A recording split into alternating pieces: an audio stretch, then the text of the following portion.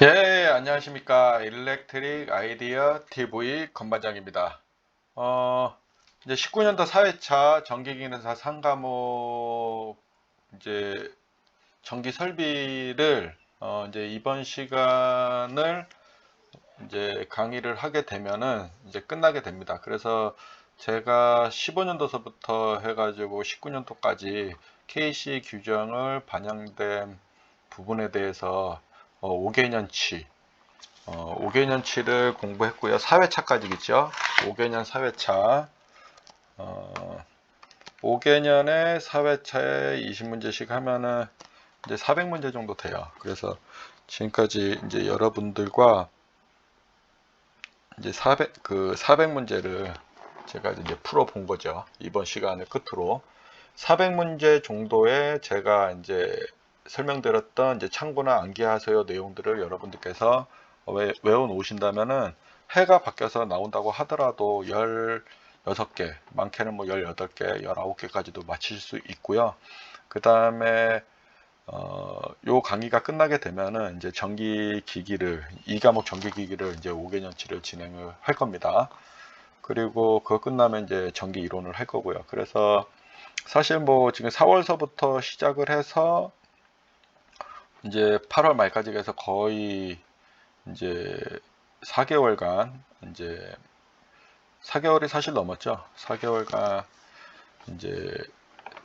이제 전기 설비에 대해서 이제 정규 과정이죠. 레벨 1을 여러분들과 이제 풀어봤는데 이게 전기를 입문할 적에 회로 이론이나 전기 이론이나 전기 기기보다는 전기 설비를 먼저 공부하시는 것이 이제 전기 업무가 뭔지도 좀 알고 맛을 보기 때문에 좀 이제 쉽게 접근할 수 있기 때문에 여러분들께 전기 설비를 먼저 진행을 했던 거예요. 만약에 전기 이론이나 그 전기 기기를 먼저 했다면은 아마 여러분들이 또 공부하다가 포기하는 경우도 있고 흥미를 못 느낄 수도 있으셨을 거예요. 그래서 전기 설비를 먼저 했었던 겁니다. 저도 되게 4개월 동안 4개월이 넘도록 되게 많이 힘들었어요. 솔직히.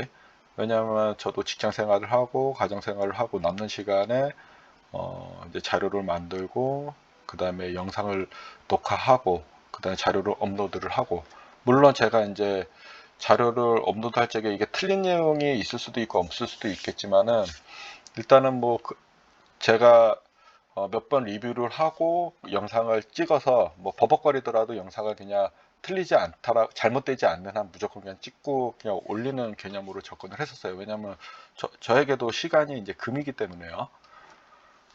저도 이렇게 되게 바쁜 시간을 쪼개서 여러분들께 이제 지식 나눔을 지금까지 이제 해드렸던 거죠. 그리고 앞으로도 쭉 여러분들과 약속했던 부분에 대해서 계속 해드릴 거고요. 그래서 서두는 이렇게 하고 이제 5문제 다 풀어놓고 여러분들과 이제 종강 파티를 좀 제 생각을 좀 전달해 줄 수 있도록 하겠습니다. 일단 지난 시간 55번까지 문제를 풀어봤고요. 이번 시간에는 이제 56번서부터 60번까지 이제 19년도 4회차를 마무리를 할 겁니다. 그 전에 간단하게 지난 시간 복습을 하고 56번서부터 문제 진행할 수 있도록 하겠습니다. 좀 빨리 알아볼게요. 41번 교통신호등의 시설 기준으로 틀린 것을 고르시오. 답은 3번이죠? 그 다음에 42번 철근 콘크리트 주로 그 전체의 길이가 16에서 20 나왔죠? 그러면 2.8m 이상. 답은 2번. 43번 요거는 몇 번이에요? 답은 2번이죠. 저압이나 고압이나 똑같죠. 30cm. 특고압은 60cm. 요거는 이런 식으로 이제 자격증을 어떤 자격증이 나오더라도 공부를 이런 식으로 하는 겁니다. 44번 전설로의 지선에 사용되는 애자를 무엇이라고 하는? 우리가 이제 구형애자라고 한다고 했죠. 구형애자, 핀애자, 옥애자, 지선애자. 그죠? 그래서 답은 4번. 45번 구리전선과 전기기계기구 단자를 접촉할 때 진동, 헐거워짐 나왔다 그러면 답은 3번 스프링 와셔를 끼운다. 46번 다음 중 방수용 콘센트의 심벌 이거는 4번이죠. 사실 여러분들께서 영어를 좀 하실 줄 알면은 이런 문제들은 사실은 되게 쉬워요. 근데 이제 전기 기능사 공부하시는 분들 중에 영어가 거의 기부업 하신 분들도 많고, 영어의 영자도 모르시는 분들도 좀 계셔요. 제가 현장에서 보면은. 이제 그런 분들은 이제 이런 내용들이 왜 이렇게 EX가 왜 방폭이고 WP가 왜 방수인지 E가 왜 접지형인지 이런 것들을 의미 해석을 영어를 모르기 때문에 좀 어렵게 외우실 수도 있어요. 하지만 뭐 그냥 그래도 그렇게라도 공부를 하고 외우셔야 되는 거예요. 나중에 제가 이제 좀 안정화가 되면은 이제 저도 영어는 뭐 그렇게 하진 못하지만 전투 영어를 저도 많이 하고 스펙을 영어로 되게 많이 봐봤기 때문에 그래도 이렇게 여러분들과 이제 발음은 좋진 않지만은 그래도 영어 공부를 같이 하실 수 있는 시간이 있을 겁니다. 제가 이제 나중에 강의하면 맨 마지막에는 영어 차트를 좀 넣으려고도 지금 생각 중에 있기 때문에 뭐 좀 기다리고 좀 공부하시다 보면은 영어도 저와 함께 공부할 일이 있으실 거예요. 그래서 여기서 답은 4번입니다. 47번 금속몰드의 지지점 간의 거리는 몇 미터 이하로 하여다. 금속몰드는 1.5m. 그죠? 답은 2번입니다. 48번 합성수지 몰드 공사에 대한 설명이다. 틀린 것은 답은 4번이죠. 3.5인데 6.5로 표시를 했기 때문에 홈의 폭 및 깊이는 3.5cm 이하입니다. 합성수지 몰드는. 49번 전기공사 시공에 필요한 공구 사용 방법 설명 중 틀리게 설명한 것은 답은 4번이죠. 합성수지 가요전선관의 굽힌 작업을 위해 토치램프를 PVC관이면 토치램프인데 가요전선관에 토치램프를 사용할 필요가 없습니다. 그래서 답은 4번이 되는 거예요. 50번 절연 전선을 서로 접속할 때 사용하는 방법이 아닌 것을 고르시오. 답은 3번이죠. 커플링에 의한 접속. 커플링은 관과 간 접속 때 사용하는 겁니다. 51번 연필 케이블 나왔다. 리노 테이프죠. 그 다음에 비닐 외장 케이블이나 클로로프랩 외장 케이블 나왔다. 자기용차 테이프. 요거는 헷갈리면 안 되십니다. 그래서 여기서 답은 연필 케이블로 물어봤기 때문에 리노 테이프죠. 1번. 52번 사람이 쉽게 접촉할 어쩌고저쩌고 갖고 누전 차단기 나오면은 60V 초과. 답은 2번이 됩니다. 53번 요거는 지선의 연설을 사용하는 경우 가닥수는 3가닥이죠. 답은 1번 3가닥. 54번 저하 목내 간선으로부터 분기하는 곳에 설치하여야 하는 것은 이건 답은 3번이죠. 과전류 차단기. 55번은 우리가 잔류전화를 이제 잔류전화를 우리가 방전시키거나 재투입할 때 콘덴서에 걸리는 가전압을 방지하기 위해서는 방전 코일, 디스차지 코일을 사용을 해야 됩니다. 답은 2번입니다.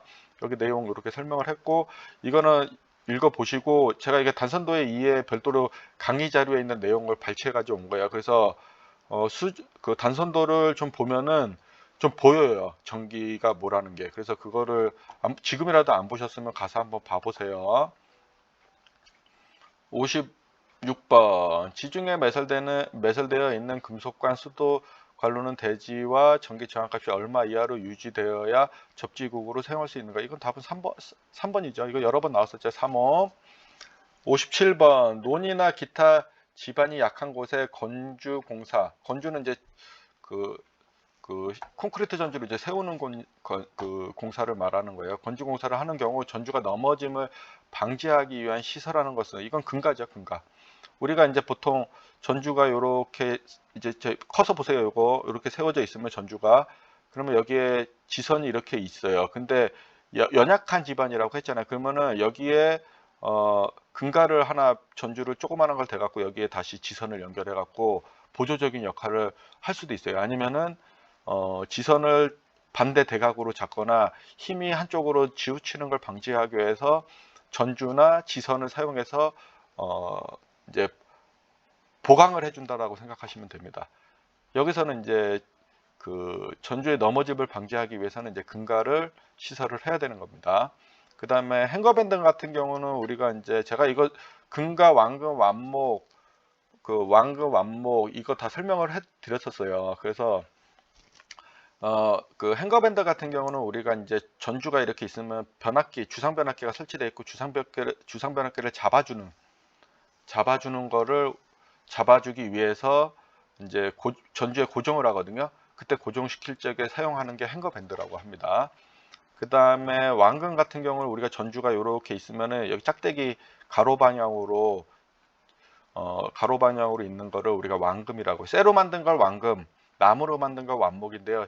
지금은 이제 목주가 없어졌어요. 옛날에 이제 제가 이제 92년도, 93년도 이제 자격증을 공부할 적에 목주가 이제 논이나 시골 같은 데에 설치가 돼 있었지만 지금은 다 콘크리트 전주로 다 바뀌었기 때문에 이제 보기가 아주 어렵죠. 그래서 혹시나 제 영상 보시고서 완목에 대해서 보신 분들이 있어요. 나무로 만든 거에 대해서 보신 분들이 있으면은 사진 한번 찍어서 공유를 해주시면 아주 감사할 것 같아요. 그래서 이렇게 설명하면 이해되셨죠? 그래서 여기서 답은 2번입니다. 금가. 그리고 이거 그 예전에 제가 17년도인가 18년도에 요 관련된 내용들을 이제 설명된 내용이 있어요. 이 문제가 비슷한 문제가 나와가지고, 그래서 그거 참고해서 보셔도 될 것 같습니다. 그 다음에 58번, 요건 좀 어려운 문제네요. 다음 보기 중 금속관 애자, 활성 수지관 및 케이블 공사 모두 가능한 특수 장소에 옳게 나열한 것은 어디 볼까요? 화약고 등의 위험 장소 아니고 부식성, 예, 맞고요. 부식성 가스가 있는 장소, 그 다음에 위험물 등이 존재해서 안 되고, 리을, 불연성 먼지가 많은 장소에, 그 다음에 습기가 많은 장소. 그래서 니은, 리을, 미음이네요. 그래서 여기서 니은, 리을, 미음이 있는 거는 니은, 리을, 리을, 미음. 이거 답은 3번입니다. 3번. 그 요거는 이제 15년도서부터 이렇게 차근차근 이제 제가 했던 방법에 대해서 공부를 쭉 해오신 분들은 요거 그냥 모르더라도 그 상식적인 내용을 가지고서 적용하면 충분히 풀 수 있는 문제입니다. 그래서 여기서 답은 3번이 되겠습니다. 59번, 천장에 작은 구멍을 뚫고 그 속에 등기구를 매입시키는 방식으로 건축의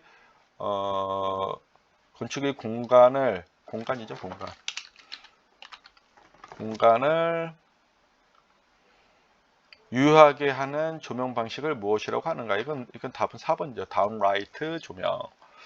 그래서 여기 뭐 코퍼 조명, 그 다음에 코브 조명, 그 다음에 밸런스 조명, 뭐 다운라이트 조명, 저기 뭐야 광천장 조명, 뭐 루버 조명, 뭐 되게 많아요. 근데 이거는 이제 우리가 건축화 조명 방식의 이제 일종이에요. 그래서 우리가 어떤 건축물의 이제 조명 방식을 선택할 적에 이제 쓰는 겁니다. 그래서 여기에 있는 내용에 대해서 뭐 광천장 조명, 코니스 조명, 코브 조명, 밸런스 조명, 그래서 뭐 광량 조명, 그 다음에 뭐 코퍼 조명, 루버 조명, 뭐 밸런스 조명, 뭐 밸런스 조명이 있고, 그 다음에 광창 조명, 광천장, 뭐 광창, 뭐 비슷한 말들이에요. 그 다음에 다운라이트 조명, 그 다음에 코브 조명, 코너 조명, 그 다음에 그 트로퍼 조명, 대각선 조명, 뭐 해갖고 뭐 이름 갖다 붙이기 사실 나름이에요. 사실 제가 공부할 때보다도 종류가 조금 더 늘어나긴 했지만은 큰 개념적인 원리는 이제 직접 조명을 하냐, 이제 뭐 간접 조명을 하냐, 반간접 조명을 하냐, 뭐 이런 방법에 따라서 이제 조명 방식이 좀 나눠지는 거, 벽면에 또 조명을 하냐, 아니면 천장에 조명을 하냐에 따라서도 또 달라지는 경우들이 있어요. 그래서 이건 인테리어 측면에서 좀 쓰이는 용어라고 좀 생각하시면 되고요. 우리가 이제 전기공사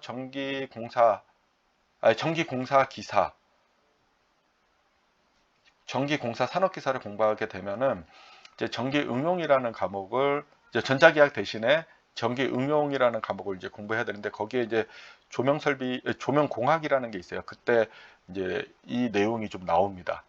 그래서 이제 전기공사 산업기사를 공부하시는 분들 중에서 전기응용을 공부하게 되면은 거기에 조명공학에 대해서 나오는 내용이기 때문에 일단 여기서는 이게 어떤 거다 정도로만 좀 알고 계시면 좋을 것 같아요. 그래서 여기 코퍼 조명이라는 거는 여기 보면은 코프라는 거는 우리가 다운라이트 조명이랑 좀 비슷해요. 근데 이제 원형이나 이제 사각형 같은 것들을 매입하는 게 아니라 이제 노출을 하는 겁니다.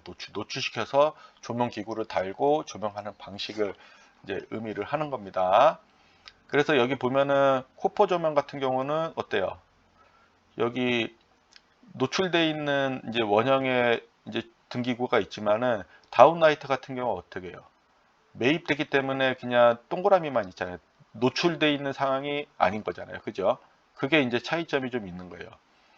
그리고 이제 코브 조명 같은 경우는 이제 우리가 간접 조명 중에 하나인 거예요. 그래서 여기 이제 이렇게 코너에 이렇게 모서리를 이제 주고 여기에 등기구를 넣고 조명 불빛을 쏘면 천장에 받쳐서 우리가 여기 사람이 있다고 하면 여기 받쳐서 간접 조명으로 이제 은은한 조명을 이제 만들 적에 이제 쓰는 방식이라고 좀 생각하시면 좋을 것 같아요. 그러면은 실제 여기서 반사돼서 오기 때문에 약간 좀 어두운 부분이 있어요. 그래서 조명 등기구 개수를 늘리거나 해가지고 이제 밝기를 좀 조절할 수가 있습니다. 그리고 밸런스 조명 같은 경우는 위로도 튀기지만 밑으로도 튀기는, 이것도 인테리어 여러분들께서 한번 이제 역사나 백화점이나 이런 데 가보세요. 그러면은 이런 이제 밸런스 조명이나 코니스 조명이나 광천전 조명이나 코브 조명이나 이런 것들을 다 볼 수가 있어요. 그 다음에 코너 조명도 볼 수가 있고. 그래서 여기 그림들은 이렇게 이제 이렇게 설명을 이렇게 드려놨어요. 그래서 광천전 조명은 천장 면을 다 우리가 보통 방에, 여러분들 방에 등기구 하나만 있잖아요. 근데 그 천장에 등기구를 하나만 놓은 게 아니라 그냥 완전 면을 그냥 다 한 걸로 광천전 조명이라고 하는 거거든요. 이거는 이제 우리가 보통 사무실에 많이 쓰는 방법 중에 하나예요. 사무실, 그 다음에 목욕탕에도 일부 광천전 조명으로 하는 경우도 내가 봤었고요. 그 다음에 코니스 조명 같은 경우는 위로 튀기는 게 아니라 밑으로 튀겨서 벽면을 통해서 이제 밝기를 전달해 주는 거고, 코브 조명 같은 경우 천장 면을 통해 갖고 밝기를 이제 사람이 느낄 수 있게끔 해주는 거고, 밸런스 조명은 이제 벽면과 천장의 불빛을 튀겨 가지고 밝기를 이제 전달해 주는 거라고 생각하시면 돼요. 그리고 여기 보면은 뭐 광창 조명, 뭐 광량 조명, 광청장 조명, 이게 말장난인 거죠. 사실 이거 뭐 다 비슷한 방식들인 거고요. 루버 조명 같은 경우는 우리가 백열전등이나 형광등을 그냥 이게 노출해서 이렇게 보게 되면 글레어, 그러니까 빛의 휘도 때문에 우리가 눈부심이 일어나요. 글레어가 일어나거든요. 그래서 글레어에 대한 글레어 존을 벗어나기 위해서 우리가 루버를 설치를 하는 겁니다. 그래서 루버를 설치하게 되면은 밝기가 이제 빛은 조금 감소될 수는 있지만 광량은 좀 줄어들 수는 있지만은 글레어로부터 우리가 좀 벗어날 수가 있겠죠. 그래서 이제 루버를 우리가 좀 많이 쓰고, 뭐 나중에는 뭐 루버 각도나 루버 세편 각도나 이런 것들을 가지고서 우리가 이제 글레어를 이제 방지하기 위한 글레어 존이 어디 구간까지 가는지 뭐 이런 것들을 우리가 이제 검토하기도 합니다. 근데 이거는 사실 우리 사람이 옛날에 뭐 사람이 직접 뭐 각도를 가지고 계산하고 그랬지만 지금은 이제 프로그램 갖다가 다 계산을 하기 때문에요. 시뮬레이션을 돌리기 때문에 크게 뭐 어려운 건 없을 것 같아요. 뭐 코너 조명 같은 경우는 이제 구석에 이렇게 이제 조명하는 방식인 거죠. 그다음 뭐 코브 조명, 뭐 대각선 조명, 뭐 트로퍼 조명, 뭐 이렇게 있습니다. 그래서 일단 여기 있는 내용들에 대해서는 제가 설명을 드렸으니까는 좀 요 정도만 좀 알고 넘어가시면 좋고, 종류 정도는 좀 알아놓으시면 좋을 것 같아요. 60번. 요거는 왜 알아놓으셔야 되면은 우리가 이제 전기공사 업체 가면은 이제 조명공사도 하거든요. LED나 뭐 라인바를 설치할 때도 있고, 우리가 뭐 LED 사각등이나 뭐 다운라이트 조명이나 이런 것들 인테리어 회사에 또 들어가면은 건축가 조명 하면서 뭐 인테리어 등 이런 것들을 여러분들께서 또 이게 접할 수도 있어요. 뭐 코니스 조명이나 그다음에 코브 조명이나 밸런스 조명이나 이런 것들을 또 접하는 경우들도 있어요. 그러면 기본적인 이제 지식들은 좀 알아야 되기 때문에 그래도 이런 내용들은 좀 인지를 하고 계시는 게 좋겠죠. 그죠? 전기기능사는 다양하게 알아야 되니까. 60번 오늘의 마지막 문제입니다. 수변전 설비 중에서 동력 설비 회로의 역류를 개선할 목적으로 사용되는 설비를, 이건 뭐 여러 번 나왔던 거죠. 진상용 콘덴서, 전력용 콘덴서, 뭐 스테이틱 콘덴서, 뭐 다양하게 부르죠. 그래서 여기서는 답은 2번입니다. 그래서 이제 19년도 4회차 60번까지 이제 풀어봤고요. 이제 전기 설비는 이번 시간을 통해서 이제 정규 과정은 마무리를 할 겁니다. 그래서 긴 시간 동안 저와 함께 공부하신 분들 너무 고생 많으셨고요. 또 잠깐 좀 제가 이제 교재 또 전기기기 교재 또 만들려면 시간이 걸리기 때문에 잠깐 좀 휴식기를 갖고 한 1, 2주 정도 휴식기를 좀 가질 예정이에요. 저도 지금 독감 걸리고 나서 사실 상태가 좀 안 좋은 상태에서 저도 좀 어렵게 이렇게 강의를 좀 하고 했었습니다. 그래서 1, 2주 정도 휴식기를 좀 가지고 저도 좀 자료를, 전기기기 자료를 만들어야 되니까는 여러분들께서도 조금 지금까지 제가 했던 거 내용 좀 복습하시면서 하시면은, 뭐 23년도 전기기능사 보시는 분들은 요 자료만 보시고 좀 하셔도 충분히 높은 점수를 맞으실 수 있으실 겁니다. 그리고 이제 전기 기기나 전기 이론을 하게 되면은 좀 어려울 수도 있어요. 그리고 제가 설명드리는 부분에 대해서 한계가 있을 수도 있어요. 하지만은 제가 그래도 개념적인 것들은 여러분들께 좀 알려드릴 수 있도록 할 거고, 예전에 제가 이제 15년도 1회차를 이제 여러분들께 강의했을 때 제가 2문제씩 진행을 했었잖아요. 그러면서 시간이 되고 어느 정도 적응이 되니까는 3문제, 어쩔 때 뭐 8문제도 하고, 그러다가 이제 표준화돼 갖고 5문제씩 제가 강의를 했지 않습니까? 그래서 전기기기도 처음에는 이제 2문제나 3문제씩 강의를 해서 좀 오랫도록 가지고 가고, 그러고 나서 어느 정도 이제 여러분들께서 회차를 거듭해 가면서 여러분들도 지식이 누적이 될 거지 않습니까? 그렇게 되면은 이제 문제수를 좀 늘려서 진행할 수 있도록 할게요. 왜냐면은 이제 설명하는 문제들이 이제 좀 많을 거예요. 회로를 이제 여러분들께 설명을 하고 진행을 하다 보면 한 문제 갖다가도 뭐 20분씩 설명할 수도 있을 겁니다. 그리고 전기 설비처럼 이렇게 외워야 되는 사항들도 있어요. 뭐 우리가 전기기기 같은 경우는 우리가 직류기, 그 다음에 유도기, 그 다음에 변압기, 정류기, 이렇게 큰 꼭지로 이루어져 있거든요. 그래서 정류기에서는 우리가 반도체 소자들도 좀 알아야 되고, 그 다음에 변압기에서는 변압기의 기본적인 이론도 좀 알아야 되고, 우리가 등가 회로를 또 그릴 줄도 알아야 되거든요. 변압기 같은 경우는요. 그 다음에 유도기에서는 뭐 유도전동기는 뭐 동기기도 있고, 그 다음에 전동기도 있는 거예요. 그래서 이게 또 거기에 또 발전기도 또 나오고 막 이럽니다. 그래서 어려울 수도 있고 또 재밌을 수도 있어요. 왜냐하면 우리가 또 새로운 걸 아는 거니까. 새로운 거 아는 거에 대해서는 또 두려움이 있을 수도 있어요. 근데 이게 시간 지나고 보면은 이게 아무것도 아닌 거거든요. 아무것도 아닌 거니까 제가 가능한 한 좀 쉽게 설명을 드릴 수 있도록 할 겁니다. 저는 어떤 틀에 짜여져서 만드는 게 아니라 제가 실무를 해보고 그 실무를 토대로 좀 요 정도는 좀 알고 계시면, 회로를 보고 알고 계시면 좋을 거라는 수준에서 여러분들께 설명을 하는 거예요. 저는 뭐 이 자격증을 따게 하는 것도 있지만은 실무를 여러분들께 알려드리는 그런 목표도 가지고 있어요. 두 가지를 가지고 있기 때문에 제 이 강의 자료는 그 학원에서 가르쳐주는 그런 강의 내용과는 동떨어질 수도 있어요. 왜냐하면 시간을 제가, 학원은 문제를 많이 풀고 반복을 시키고 돌리면 되거든요. 그럼 자격증은 누구나 딸 수 있어요. 근데 저는 그렇게 공부를 시킬 수는 없어요. 왜냐면은 제가 이거 문제 그냥 타이핑 해다가 문제 읽고 답 설명 없이 그렇게 나가는 게 저도 편하죠, 사실.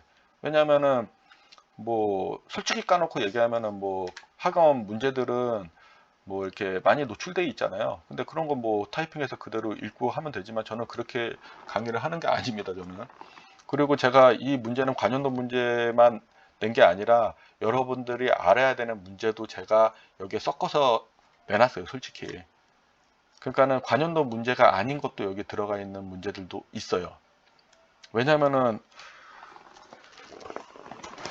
여러분들이 실무를 알아야 되니까. 그래서 실무에 알아야 되는 내용들도 제가 이제 정리를 해가지고 놓은 것도 있기 때문에 여기 있는 내용은 다양하게 이렇게 공부할 수 있게끔 만들어 놓은 자료들이에요. 그래서 이 용어 하나하나 뭐 MOF가 뭐냐, 메터링 아웃핏이다, 계기원 변압변륙이다, 하남의 CT와 PT를 같이 넣어놨다, 이렇게 제가 말로 이렇게 설명해 드리는 것들을 여러분들께서 외워가지고 여러분도 그렇게 알고 계시면 돼요. 제가 아는 내용 많지 여러분도 알고 계시면 되는 거예요. 기능사는 그 정도만 알고 계셔도 되거든요. 뭐 지락 계정기만 가지고서도 몇십 장 나오게 만들 수도 있고, 전력 퓨즈만 가지고서도 우리가 용어 특성치만 가지고서도 몇십 장 만들 수 있어요. 전력용 콘덴서도 마찬가지고요. 근데 이제 기능사가 그렇게까지 갈 필요는 없기 때문에 제가 그냥 한정지어서 하는 거고, 앞으로 전기 기기도 제가 우리가 현장에 이제 변압기도 쓰고 계기용 변압기 쓰잖아요. 그 다음에 주상 변압기도 쓰고 주변압기도 쓰고 배전용 변압기도 쓰잖아요. 그 다음에 또 뭐 써요? 우리 전동기 엄청 많이 써요. 유도 전동기 보통 많이 써요. 농용 유도 전동기를 가장 많이 쓰거든요. 하지만 제가 담당하고 있는 설비에는 직류 전동기도 있어요. 직류기도 있다라는 거죠. 그 다음에 우리가 이제 SFC라는 이제 특수성이 가지고 있는 설비들도 있어요. 그리고 저는 이제 발전소에서 발전기가 어떻게 전기를 만들어지는지도 알고 있기 때문에 그런 이제 그 산업 플랜트서부터 발전 플랜트까지 이제 있었던 그 경험을 가지고 전기 기기를 이제 설명을 해 드릴 거예요. 그리고 이제 제 유튜브 영상에 보면은 이제 실무를 말하다 현장을 말하다 내용을 보시면은 여러분들께서 좀 도움이 되는 내용들을 제가 강의했던 내용들이 있어요. 그런 것들도 좀 시간 되시면은 참고해서 봐주시면 좋을 것 같아요. 이렇게 좀 간단하게 좀 설명을 드리고요. 이게 공부에는 사실 이게 왕도가 없습니다. 그냥 무한 반복해서 계속 봐야 되는 거예요. 저도 그렇게 공부를 하고 있고요. 제가 이제 새로운 걸 공부할 적에는요, 이게 다 알려고 하진 않아요. 그 책에 대해서 처음에는 한 30%만 알려고 하고, 그리고 이제 두 번째 볼 적에는 한 40%, 세 번째 볼 적에는 60%, 네 번째 볼 적에는 80% 정도, 그리고 그걸 가지고 서머리를 하고 다시 반복을 하는 겁니다. 서머리한 내용을 여러 번 반복을 해서 제 머릿속에 제가 알고 있는 지식과 그 다음에 책에서 설명하는 지식을 서로 매칭을 시켜요. 이제 제가 유리한 쪽으로, 제가 이해하기 좋은 쪽으로. 그리고 그걸 다시 반복을 하는 거예요. 그래서 100%를 만들지만 이 100%는 사실 한 번에 만들어지진 않고 저도 계속 모르는 문제들이 있어요. 기능사라고 해서 제가 뭐 다 문제를 다 풀지 못할 수도 있어요. 하지만은 그거를 가지고서 내가 이제 공부를 하고 풀려고 노력을 한다면은 그게 이제 99%에서 100%가 되겠죠. 모든 공부가 마찬가지입니다. 여러분들은 지금 공부를 했는데 이제 전기가 뭐구나라고 이제 맛을 안 거예요. 맛을 안 거고 첫술에 배부르진 않지만 계속 여러분들께서 반복하고 익숙해지고 하면은 어느 순간에 여러분들도 이제 전기 공부하는 거에 재미를 느끼고 흥미를 느끼실 때가 있으실 거예요. 그리고 실제 시공 현장에서 전기 설비들을 보면은 막 자긍심이 막 생기고 이럴 겁니다. 이런 거 내가 다 설치했었지. 물론 이제 고생이라는 거를 많이 이제 해보는 그런 과정을 다 겪습니다. 누구나.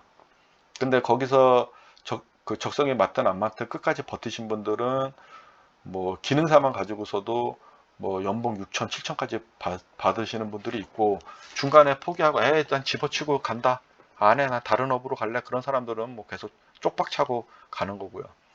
한움을 파는 게 저는 지금 이렇게 시간 지나서 보면은 중요하다고 생각을 합니다. 우리 젊으신 친구분들, 후배님들, 그 현장에서 너무 땀나고 힘들고 그 좋지 않은 윗사람들 만나가지고 고생한다고 하더라도요, 그게 어떻게 보면은 여러분들이 이런 사람이 있기 때문에 내가 이런 고민을 하고 이런 사람보다는 난 더 잘해야지라는 긍정적인 생각을 가지고 이겨내신다면은 이 사람이 여러분들과 만년, 천년만년 같이 일하지는 않을 거잖아요. 언젠가는 이 사람도 그만두고 나갈 때가 있을 거잖아요. 그렇게 되면 여러분들이 또 그 자리에 오르게 될 거고요.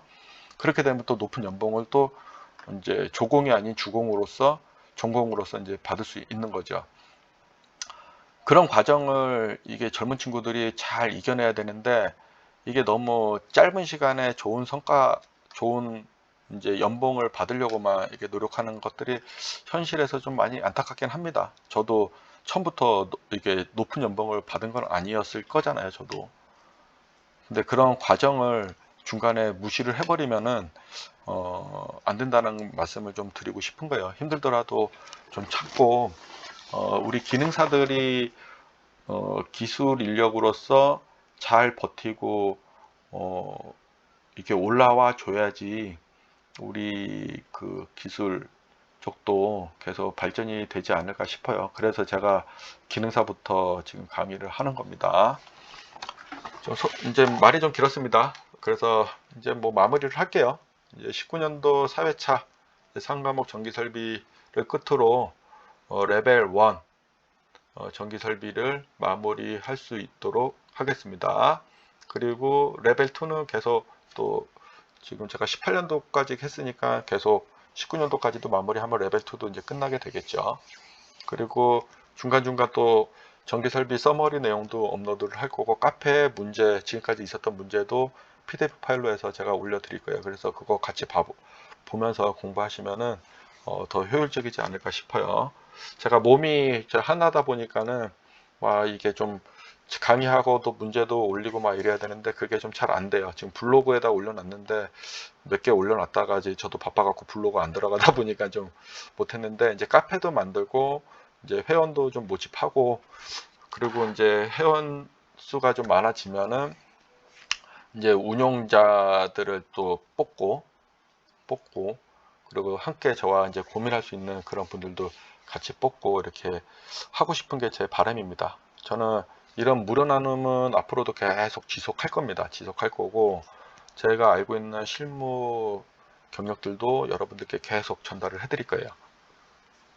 뭐 기술을 뭐 자꾸 전달해도 뭐 제가 10대 그 10대 90 법칙을 말씀드렸었잖아요.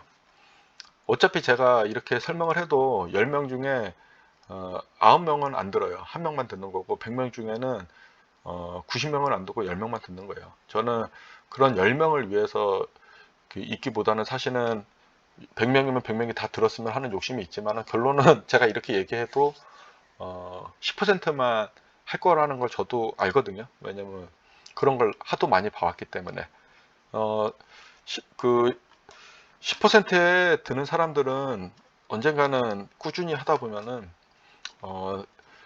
이게 빛을 발할 때가 분명히 있어요. 그래서 그때까지 잘 참으시고 저와 정진해 갔으면 좋겠습니다. 지금까지 제 강의 들어주셔서 감사하고요. 이제 제 2과목 전기기기에서 2주 뒤에 뭐 빠르면 2주 안에는 제가 정리를 할 건데 2주 뒤에 좀 볼 수 있도록 하겠습니다. 고생 많으셨습니다. 감사합니다.